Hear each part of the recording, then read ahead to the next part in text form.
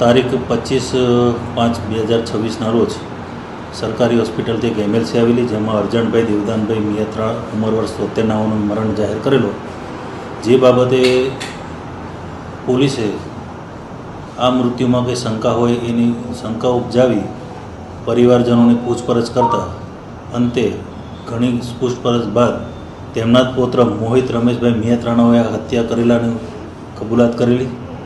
જે બનાવ એ રીતે છે કે આ અરજણભાઈ દેવદાનભાઈ મિયાત્રા છે, જે એમના દાદા થાય છે, જેઓની જમીન તમાચણ ગામ છે, ત્યાં 7 વીઘા જેવી જમીન છે. એ જમીનમાં એમનો પુત્ર જે છે મોહિત, એને એવું કીધું કે દાદા મને થોડી વાવવા આપો, ને વાવવા માટે આપેલી. તે દરમિયાન કીધેલું કે મને પૈસાની જરૂર છે, થોડા પૈસા આપો.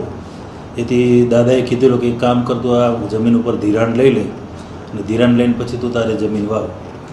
તો આ એમના જે પૌત્ર મોહિત છે, એને 2.5 લાખ રૂપિયાના ધિરાણ લીધેલું.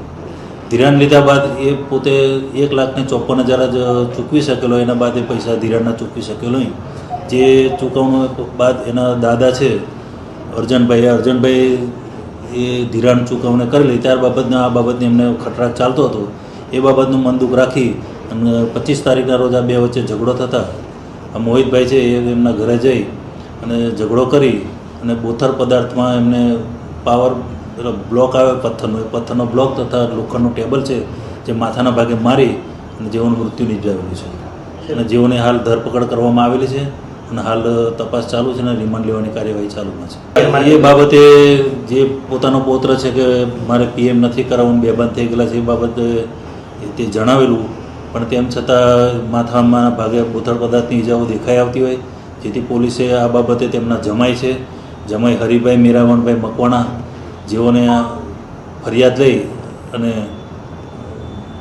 ખૂનની ગુનાની કલમ ઉમેરી અને પછી આગળ તપાસ હાથ ધરેલી છે.